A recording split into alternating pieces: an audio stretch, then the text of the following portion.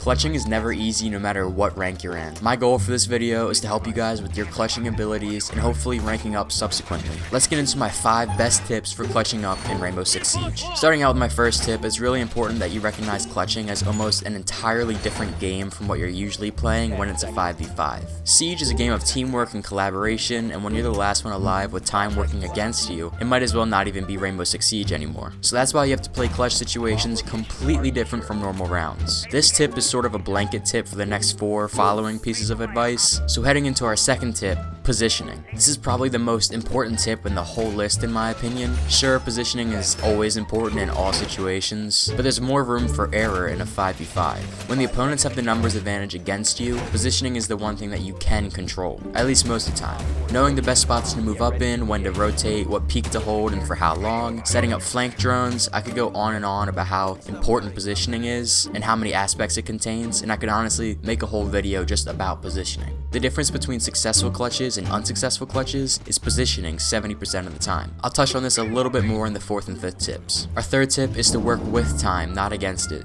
Pacing is super important in a clutch situation. A lot of the time you'll see newer players allow time to handicap them rather than as a guide. Sometimes players will drone for too long and then realize they have 15 seconds remaining to kill 3 players, or they will have a minute and a half left and they'll just rush objective only to be met by an entire team holding down the room. Some situations are just impossible to work with time, like if there's 8 seconds left and 2 of your teammates happen to die to a Kapkan trap and now you're left to fight a 1v3. Definitely not speaking from experience or anything, but most of the time you're left with adequate time to clutch and are able to play accordingly. If you need to drone or hop on cams, you should do it quickly and just enough to get a general idea. You can't waste much time on that though, because you need enough time to execute a plan, and ideally timing it so that it's not a buzzer beater, miracle, or Hail Mary type of a play. So don't let time count you down to an inevitable loss. Use it to pace yourself and decide how much time you can spend holding angles, droning, pushing one side of the map, etc. Playing methodically and using time as a resource rather than a hindrance is one of the most difficult concepts to understand and apply to your playstyle, but it will without a doubt benefit you if you learn it properly.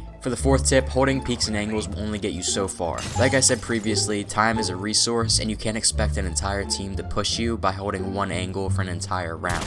Confidently moving around the map, taking gunfights, and pre-firing are absolute necessities in clutch situations. However, there is another way of looking at this tip. If it's a 1v4 and the entire team is holding perfect crossfire peaks and not pushing you for a greedy kill, then it's virtually impossible to clutch, and I don't care if you're Macy J or Bolo or whoever, it's just not happening. However, luckily for us, this is never the case unless you're a pro player, because people will get greedy and tend to push the last remaining player to get the kill. Use their aggression to your advantage and allow the opponents to come to you, but you will need to identify if your opponents are the greedy type relatively quickly, because you really just don't have time to waste. If like 15 seconds passed after it becomes a 1 versus whatever situation and no one has pushed you yet and you don't hear players rotating or moving around you, then you got unlucky and happened to be playing the only non-greedy Rainbow Six Siege players in the entire world, and now you have to push up instead of letting them push to you. It's all about observing the situation and adjusting to it. 5th and final tip is simple: deception. Never be predictable in any situation. I've talked about this a lot in previous videos. Just never let the enemy know your next move. For example, place a thermite charge on a reinforced wall on one side of the objective and then swing around to the opposite side of the objective. Activate the thermite charge when you're ready and then peek the opponents when hopefully they're paying attention to the other side of the room.